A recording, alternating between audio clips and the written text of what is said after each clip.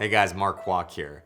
It's been a while since I put up a video, so I apologize, but I do want to talk about something today that I think is, I'm ashamed to talk about it, but at the same time, I want to let you know my thoughts on it, and that is the 5 basic brands that some reason, yeah, they're basic, but I love them and I keep going back to them. I think in this society, we want to try to stand out, right? We want to try to do something a little different from everyone else because we all buy the same stuff and like use the same technology and so on. So it's nice when someone has their own point of view. But there's a reason some of these things are basic or the most popular or mass consumed. I mean, you gotta be a certain level of quality of product or what have you, or brand level. We'll start off with the most obvious one because I just made a video about this. My last one was about Apple.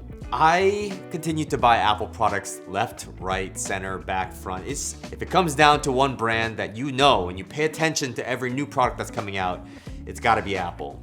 But that's boring, so let's move on. The second brand that I continue to go back to over and over again, even though it's super basic, is Nike. So here's one thing. I will say that I particularly have a bigger connection to Nike than some, in the sense that I grew up in Portland/Beaverton, Oregon, which is where Nike was founded. And that is significant because nothing is founded in Beaverton except Nike. It's like the only thing that we're proud of because it's the only thing that's come out of there. And I've since left that part of town, but Nike continues to be the sports brand that I probably buy the very most of. If we're talking about shoes, both casual and exercise, if we're talking about exercise gear, dry fit shirts and shorts and things of that nature, I don't exclusively buy Nike, but I will say, if there's a Nike store nearby, I will go to it, check out what's new. I will say they don't necessarily make the highest quality product for every one of their things, but their brand, the coolness factor, just the design. There are all these other upstarts and things trying to compete with Nike, but Nike is the top dog when it comes to any exercise, workout gear, etc. And so for me, Nike remains number 1 there. Number 3, I talk about watches often, and one of the most basic brands of watches is Rolex. Rolex is an interesting thing because I think it's one of the few brands where connoisseurs and also the layman both appreciate Rolex. If you don't know anything about watches, you want a Rolex, you like a Rolex, you appreciate a Rolex.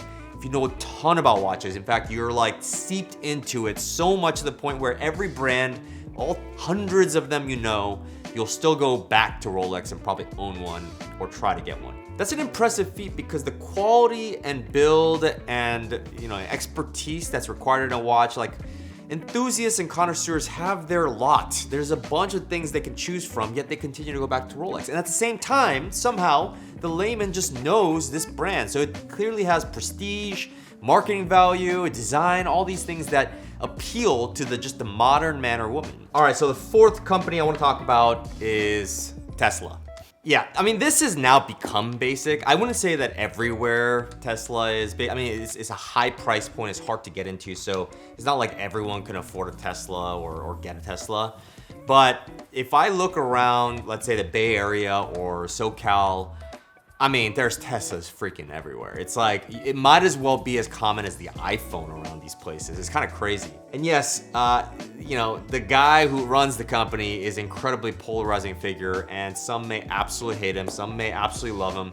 But regardless of your feelings of Elon, the actual car itself, a Model 3, a Model S, Model Y, Model X, I mean, these cars are freaking awesome. Like, they changed the way that I consider a car. And I'm not a big car guy, but for someone like me who appreciates a nicer ride and the technology features and all these things of a car in the modern age, no one does it better than Tesla. I mean, they have the infrastructure to support it too, like the charging stations and everything like that. And lastly, I just want to throw this in here because I do have a little bit of thought on this, and that is the brand Costco. Costco, man.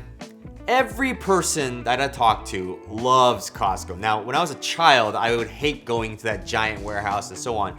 But as an adult who actually buys things and uses money to live a life, no brand does it better than Costco. We're talking curation, we're talking prices, we're talking just anything that is in a Costco, like, it's already been chosen to be top of its class or at least adequate. Like, maybe it's not their very, very best, but it's like it's gonna get the job done, and I could just blindly buy and be okay with it all. That says a lot about the brand. That says a lot about the company, that this is like decades in and I still feel this way.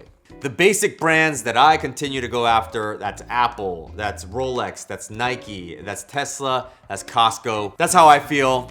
A little ashamed of the fact that I'm not doing something different, you know, like I'm just serving the man in this regard, but hey, I like what I like, I guess. So just a quick fun thing to share with you guys. Maybe you guys agree, maybe you don't, maybe you hate one of those brands. Let me know in the comments, but thank you so much for watching. My name is Mark Kwok.